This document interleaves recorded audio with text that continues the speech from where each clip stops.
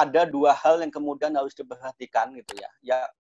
Yang pertama adalah perjanjian pokok, kemudian yang kedua adalah perjanjian aksesoil atau menyangkut agunan gitu kan. Dan kemudian kaitannya dengan COVID ini juga nanti restrukturisasi. Ini juga harus dipahami tidak hanya oleh pihak bank tapi juga oleh notaris kaitannya dengan restrukturisasi itu. Bagaimana pengaturannya, apa bentuknya, apa kemudian jenis-jenisnya yang di slide berikutnya akan coba saya sampaikan. Jadi kaitannya dengan perjanjian pokok, maka tadi sebagaimana sudah juga saya singgung, notaris kaitannya dengan perbankan syariah itu akan berkaitan dengan akta. Next, Mas. Ya, berkaitan dengan akad. Nah, akad itu apa? Akad ini ada penegasan di dalam Undang-Undang 21, yaitu kesepakatan tertulis antara bank syariah atau UUS dan pihak lain yang memuat adanya hak dan kewajiban bagi masing-masing pihak sesuai dengan prinsip syariah. Jadi penegasannya, kalau perjanjian itu secara umum itu sebenarnya boleh dengan lisan, tapi kalau untuk perjanjian kredit ataupun perjanjian pembiayaan dalam konteks ini, itu haruslah kesepakatan tertulis. Dalam konteks perjanjian pokok, apakah dengan demikian ia menjadi perjanjian konsensual atau formal? Nah, ini kalau menurut saya itu tetap konsensual, ya, kesepakatan tertulis. Jadi cukup dengan konsensual saja, lalu kemudian diformulasikan secara tertulis, maka di situ akan masuk dalam kategori akad ya dalam konteks ini. Ya. Kecuali kalau tadi terkait agunan itu APHT itu formal ya, karena bentuk dan sistematika dan lain sebagainya sudah ditetapkan ya. Itu. Nah, kaitannya dengan akad ini variasinya banyak. Tadi ada transaksi berbasis bagi hasil, ini ada 2 paling tidak, mudharabah musyarakah. Kemudian sewa menyewa, di situ ada ijarah INBT gitu kan. Kemudian jual beli itu ada murabahah salam istisna gitu kan. Kemudian pinjam meminjam itu ada piutang kod, dan kemudian yang saat ini berkembang dengan pesat adalah sewa menyewa multi jasa gitu kan, yang di situ berkaitan dengan pemberian ujrah kepada bank selaku lembaga yang memberikan pembiayaan. Ya, selebihnya itu bisa dibaca di dalam Undang-Undang 21 kaitannya dengan variasi produk-produk syariah gitu kan, yang di situ memerlukan pemahaman dari seluruh notaris. Ya, selama pandemi ini tentu saja bisa menjadi ajang untuk kemudian merefresh ya informasi, merefresh regulasi kaitan dengan akad syariah. Kenapa ini saya tegaskan? Karena barangkali bagi notaris yang tidak terbiasa bekerjasama dengan pihak perbankan syariah, maka padanya itu yang pernah saya temukan gitu ya. Itu kalau kita tanya gitu kan, ini kok kayak gini? Jawabannya adalah tidak tahu. Kami kan hanya melegalisasi, kami kan hanya membuatkan aktanya, memproses aktanya. Ini tolong juga nanti, karena di sini ada banyak notaris, ada calon notaris, ya, ini juga perlu dicermati gitu kan, kaitannya dengan masing-masing akad, karakteristik, rukun dan syaratnya. Kemudian kaitannya dengan notaris ya, yang jelas tadi sudah disampaikan oleh pembicara sebelumnya, yaitu kaitannya dengan pembuatan akta otentik mengenai semua perbuatan, ya. Ada juga perjanjian penetapan dan seterusnya, dikecualikan kepada pejabat lain ya. Jadi ada legalisasi, ada akta itu sendiri, dan lain sebagainya, itu menjadi kewenangan notaris, yang itu bisa Bapak dan Ibu cermati di dalam UU JN dan UU JNP. Kemudian, next Mas, udah slide berikutnya. Kaitannya dengan perjanjian atau akad dalam perbankan syariah, maka harus tetap, walaupun ini adalah work from home, walaupun ini adalah kita terbatas untuk kemudian berinteraksi dengan klien, berinteraksi dengan bank dan nasabahnya, maka sekali lagi pendekatannya prinsip syariah itu menjadi penting diperhatikan di samping prinsip-prinsip lainnya. Itu. Kemudian untuk perjanjian aksesoil, ya, untuk perjanjian aksesoil atau agunan, maka di situ juga sudah disampaikan oleh pembicara sebelumnya, pihak bank itu memiliki preferensi untuk menggunakan agunan, atau dalam konteks ini adalah jaminan kebendaan berupa jaminan tambahan, ya, yang itu bisa dicermati undang-undang mengenai hak tanggungan maupun undang-undang mengenai jaminan fidusia, ya. Walaupun di sini adalah dalam konteks kaitannya dengan pelunasan hutang, dalam konteks kaitannya dengan utang-utang tertentu, tetapi praktek memang menunjukkan bahwa keduanya itu juga dipakai dalam konteks transaksi-transaksi yang terjadi dalam lembaga keuangan syariah. Ya, saya tidak akan memperdebatkan itu ke dalam karena bagi saya sebenarnya kita gunakan saja lembaga yang ada karena di situ juga bisa memberikan kedudukan preferensi menjadikan itu bisa lebih melindungi pihak kreditur gitu ya. Karena bagaimanapun juga bank itu adalah lembaga intermediasi harus menjaga kepercayaan, maka pastikan pada saat menyalurkan kredit, menyalurkan pembiayaan itu adalah safe, aman. Dan kalau kita menggunakan jaminan kebendaan yang ada dalam undang-undang baik HT maupun fidusia itu relatifly aman. Karena apa?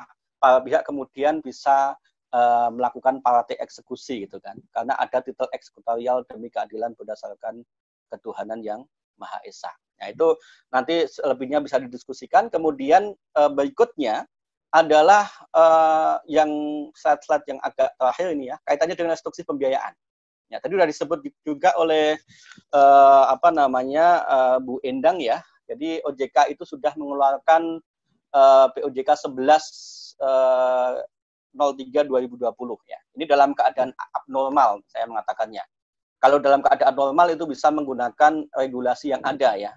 Yang saya tahu ada PBI yang dulu udah agak lama tapi masih juga bisa dijadikan sebagai rujukan ya. Antara lain misalkan PBI mengatur mengenai prinsip, syarat dan juga bentuk.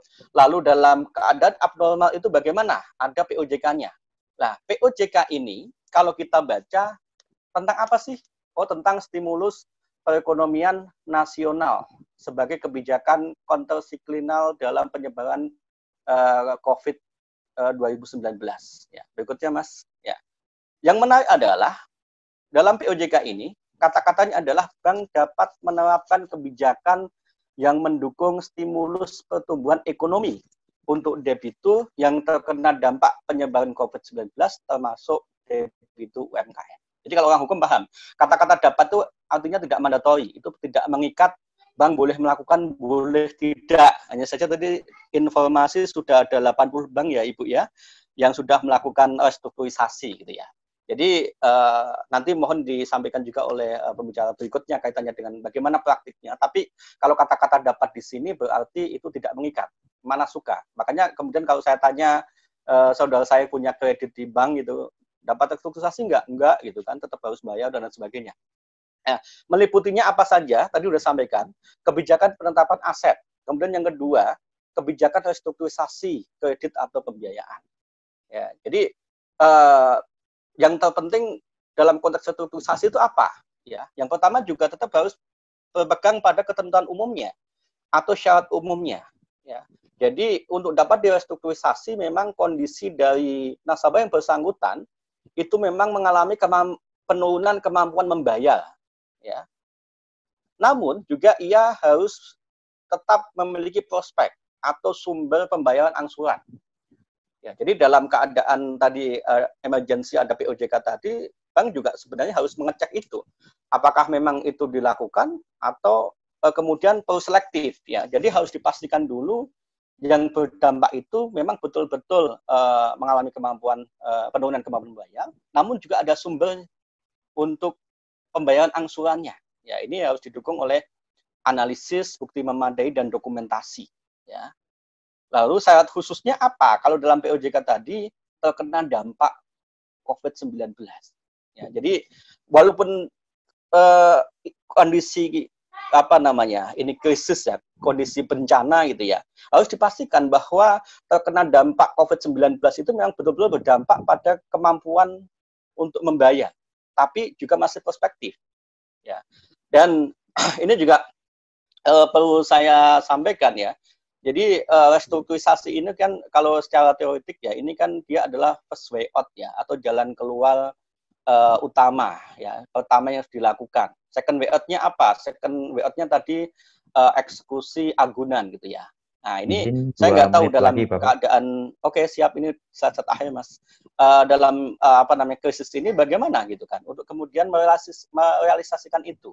Ya, kalau kemudian semakin banyak restrukturisasi, itu saja juga kalau menempuh proses yang tadi harus dianalisis, harus kemudian ada dokumentasi, atau secara prinsip restrukturisasi itu harus berdasarkan pada prinsip kehati-hatian, dan dalam konteks syariah juga harus sesuai dengan syariah. Ini kan perlu waktu yang cukup lama untuk melakukan itu. Nah, di situ barangkali juga saya pikir kok antara notaris, kemudian bank, kemudian nasabah itu juga bisa bersinergi kaitannya dengan bagaimana untuk memformulasikan pemberian suatu restrukturisasi terhadap debitur atau kemudian penerima fasilitas pembiayaan yang terdampak COVID-19.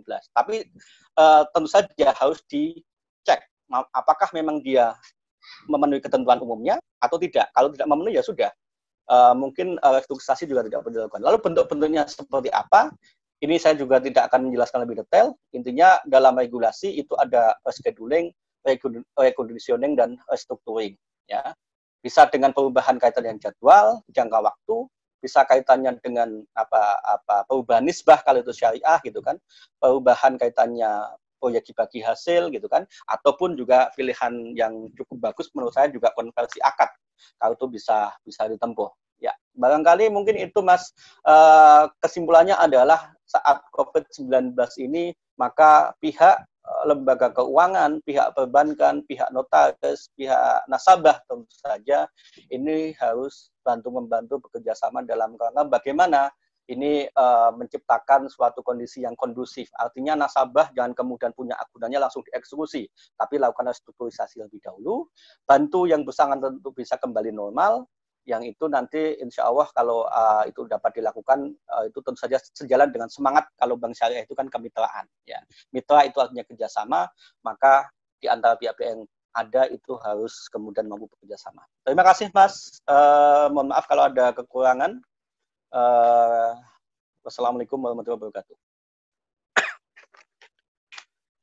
Waalaikumsalam warahmatullahi wabarakatuh. Terima kasih kepada Bapak Dr. Khatibul Umam, SHLLM, atas pemaparan materinya. Untuk itu kita terus berlanjut saja kepada pemateri selanjutnya, yaitu pemateri terakhir. Beliau adalah Bapak Widi Widaryanto, Sarjana Teknik. Beliau lulusan dari Universitas Gadjah Mada, Fakultas Teknik Sipil, dan beliau saat ini berprofesi di salah satu bank BUMN bisa dibilang terbesar di Indonesia. Dengan saat ini mungkin juga direktur utama sedang trending-trendingnya, banyak sekali diliput media, dan untuk itu mungkin nanti Bapak Widi Widaryanto bisa mempresentasikan lebih lanjut berkaitan tentang perbankan dan sebagainya. Bapak Widi sudah bisa tergabung dengan kami, Bapak. Ya, selamat sore Mas. Mas Riko, bisa didengar suara saya?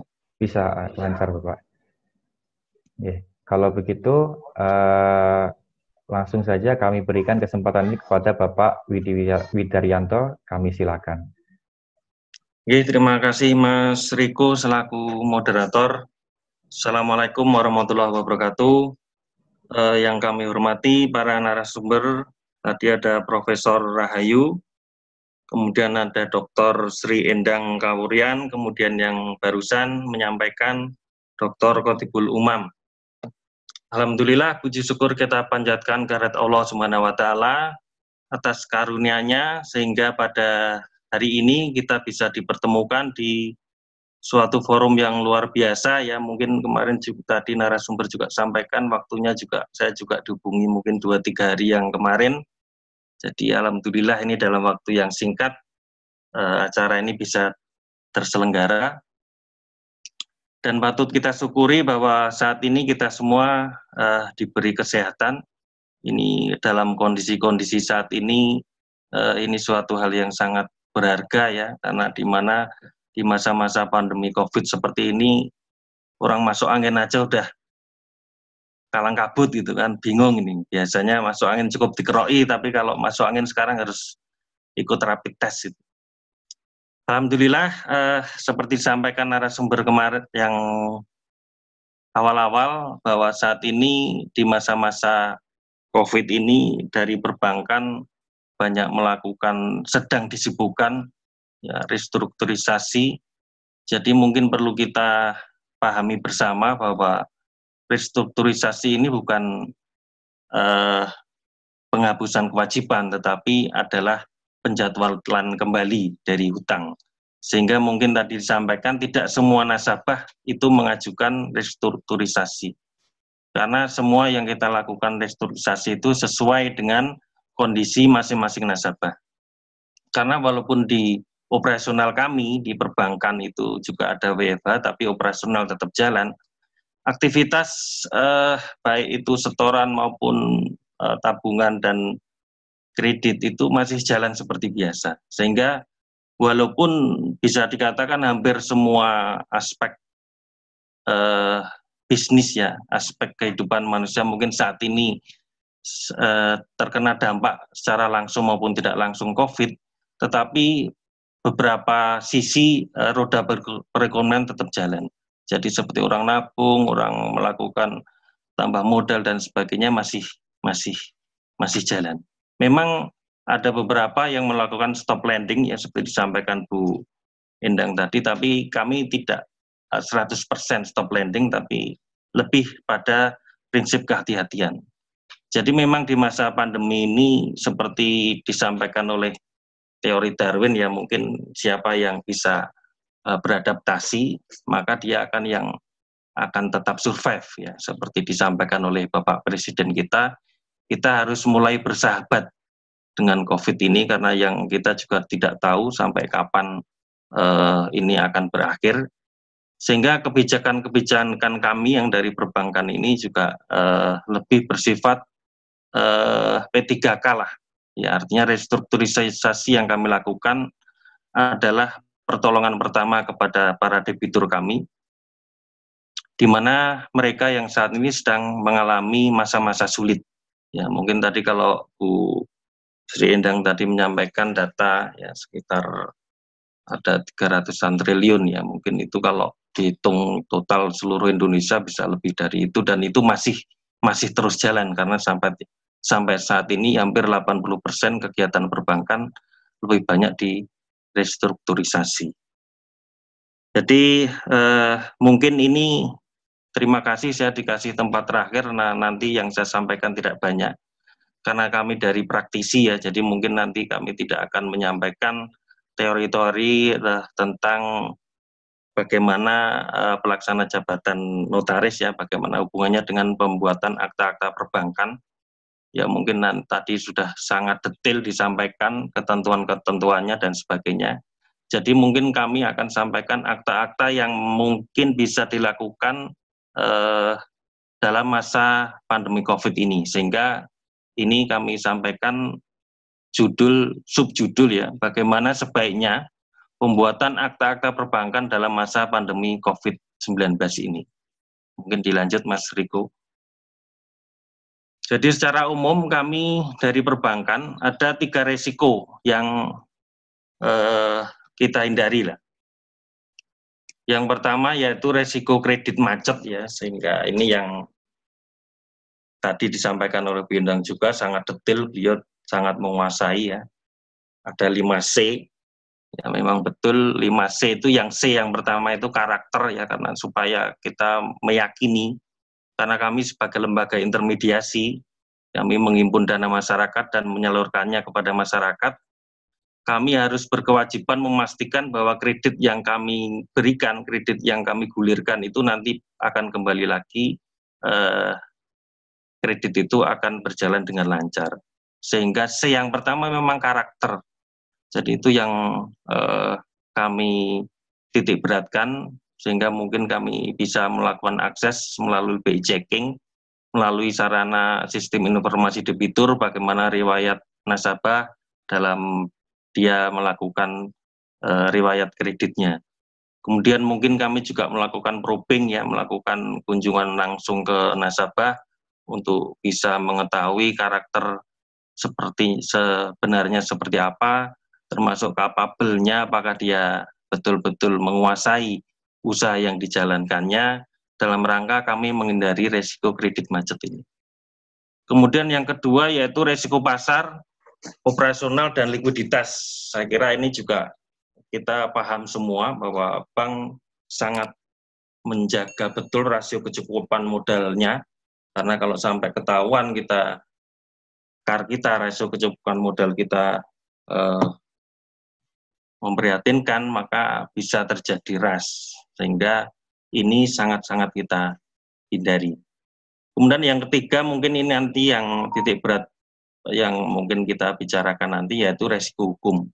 Ya, barangkali memang banyak ya ketentuan-ketentuan perbankan atau perjanjian-perjanjian kredit yang seperti disampaikan tadi.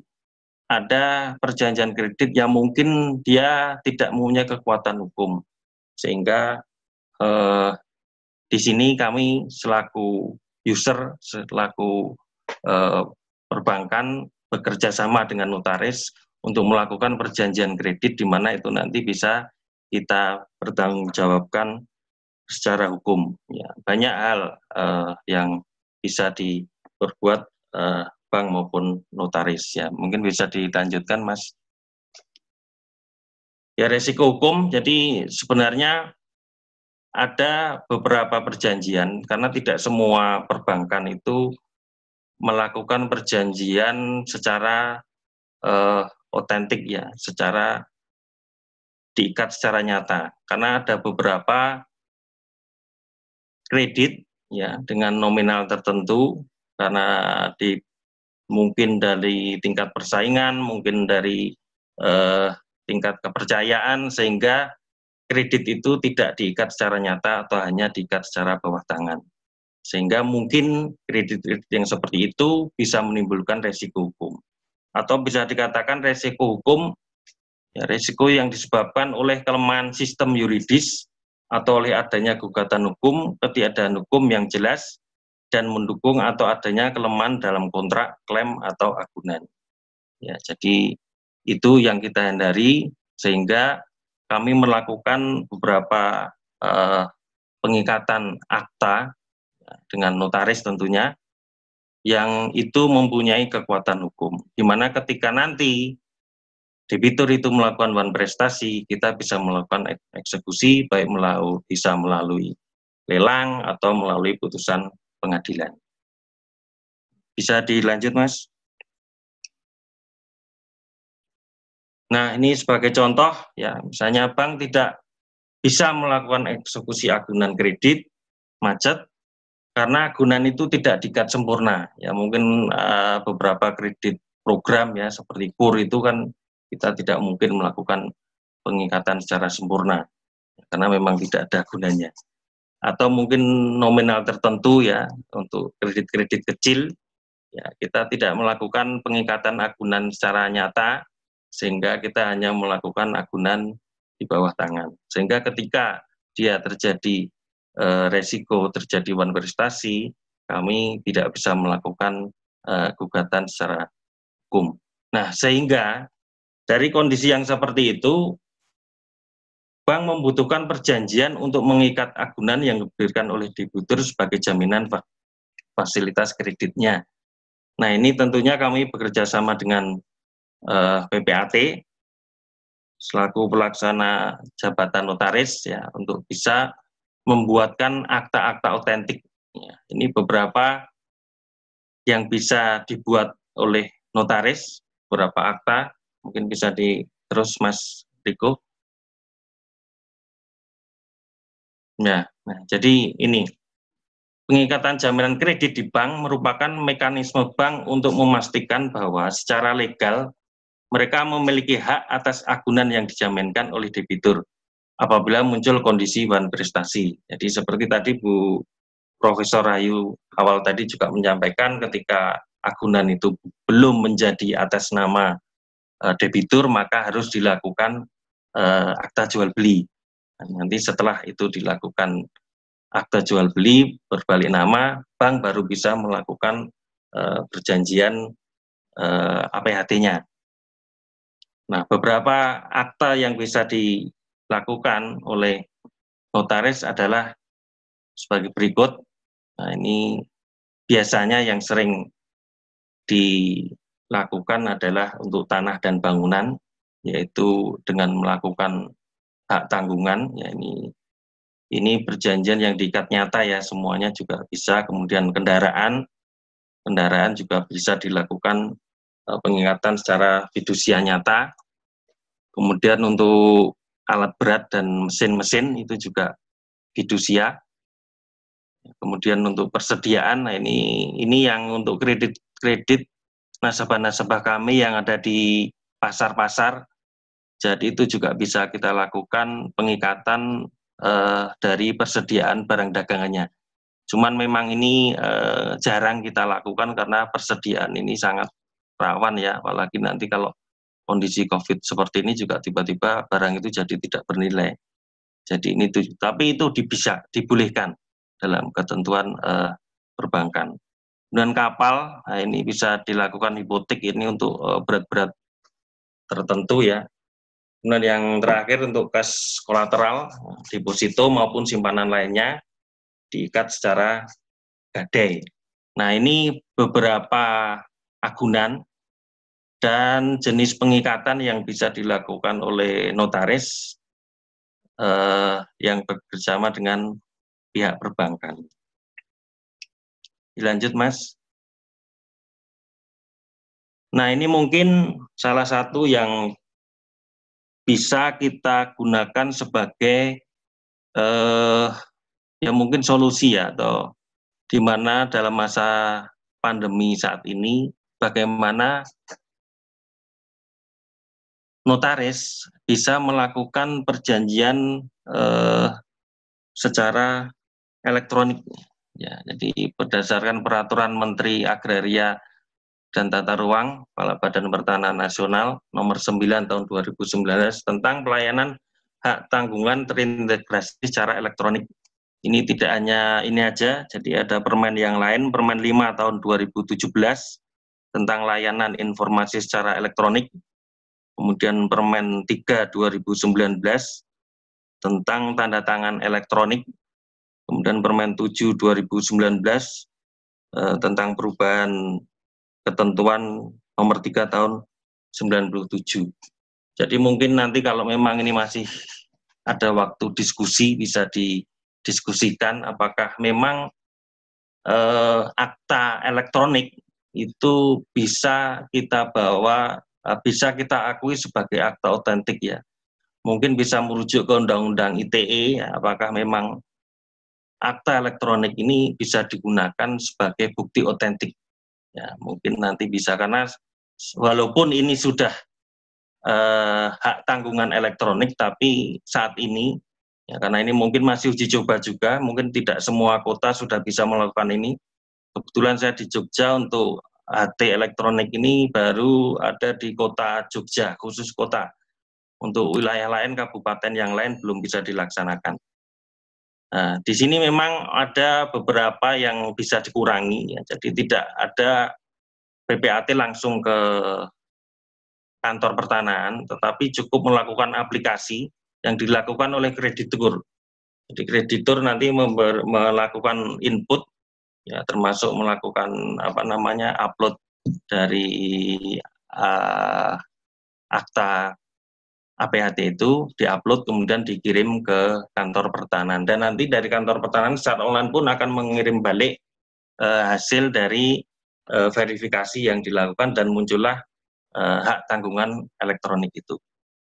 Jadi mungkin ini barangkali salah satu yang bisa saya sampaikan dalam saat kondisi pandemi ini. Mungkin enggak kita bisa mengacu seperti pelayanan HT secara elektronik ini, ya, karena kalau memang kita bisa melakukan dan itu bisa diakui sebagai bukti otentik, barangkali mungkin itu juga bisa diberlakukan terhadap akta-akta yang lain.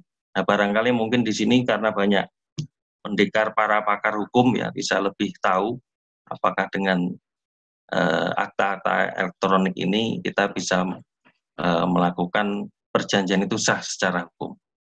Barangkali mungkin itu, karena waktu juga ini luar biasa, kita sudah 2 jam lebih, tapi partisipannya juga masih di atas 260. Barangkali mungkin itu yang bisa saya sampaikan. Kurang lebihnya mohon maaf. Bila taufik wal hidayah. Assalamualaikum warahmatullahi wabarakatuh.